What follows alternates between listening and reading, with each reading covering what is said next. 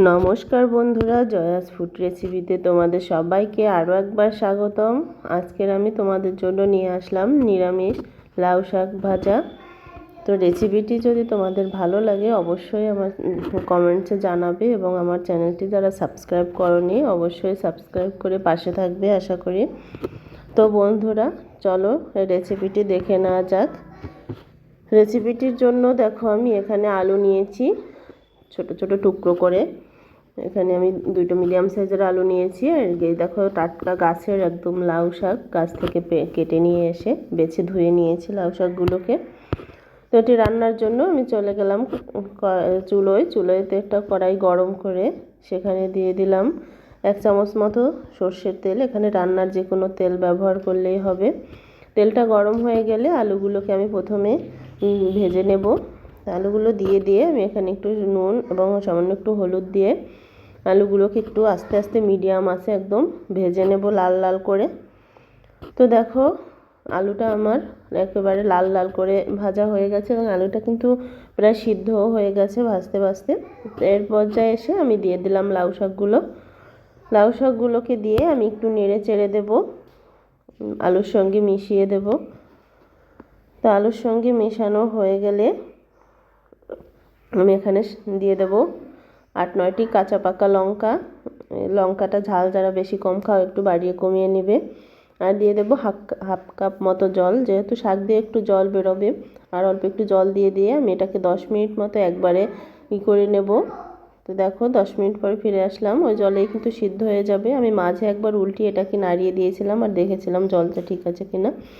তো দেখো যে সামান্য একটু জল আর বাকি আছে। তো আমি এটাকে এখন ভালো করে নেড়ে চেড়ে আলুগুলোকে একটু ভেঙে দিলাম। তো নাড়িয়ে চাড়িয়ে দেওয়ার পর আমি নামিয়ে নিয়ে এটাকে মাঝখানে একটু ফোড়ন দেবো। ফোড়নের জন্য কড়াইটা ধুয়ে আবার তেল গরম করে নিয়েছি। কড়াইটা গরম হয়ে তেল গরম করে ফোড়ন দিলাম। একটা শুকনো লঙ্কা মাঝখান থেকে ফেলে দিয়েছি, একটা তেজপাতা মাঝখান থেকে ফেলে দিয়েছি। এটাকে 4-5 সেকেন্ড নেড়ে চেড়ে আমি এর ভিতরে দিয়ে দেবো দেখো সামান্য একটু কালো জিরে এবং এমনি রান্নার জিরে, গোটা জিরে, দুটো জিরেই আমি এখানে ব্যবহার করছি। কালো জিরেটার সেন্টটা কিন্তু থেকে যাবে রান্নার সময়। লাউ শাকে কালো জিরেটা খেতে খুব ভালো লাগে। তো ফোড়নটা একটু সম্পূর্ণ নেড়ে চেড়ে দিয়ে আমি দেখো লাউ শাকগুলোকে দিয়ে দিলাম।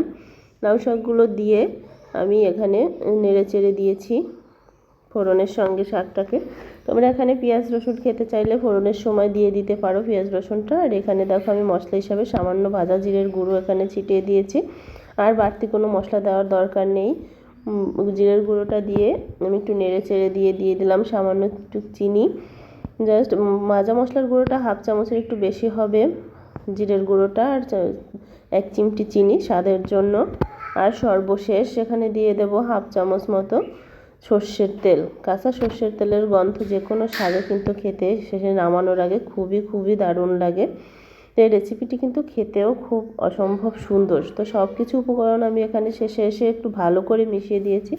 তোমরা দেখতেই পাচ্ছ এটা কিন্তু অনেকটা সুন্দর এবং লোভনীয় হয়েছে। খেতেও কিন্তু অসম্ভব সুন্দর। কালো জিরে এবং জিরের ফোড়নটা কিন্তু জাস্ট গন্ধে ময়ময় করছে।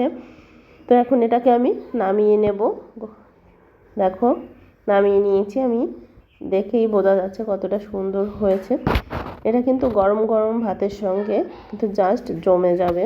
তো বন্ধুরা আমি আবারও বলছি রেসিপিটি কেমন হয়েছে তোমরা অবশ্যই জানাবে, এবং তোমরা অবশ্যই ট্রাই করবে। আশা করি সবার খুব ভালো লাগবে এবং আমার পাশে থাকবে সবাই। আজকের মতো সবাইকে টাটা, সবাই ভালো থেকো।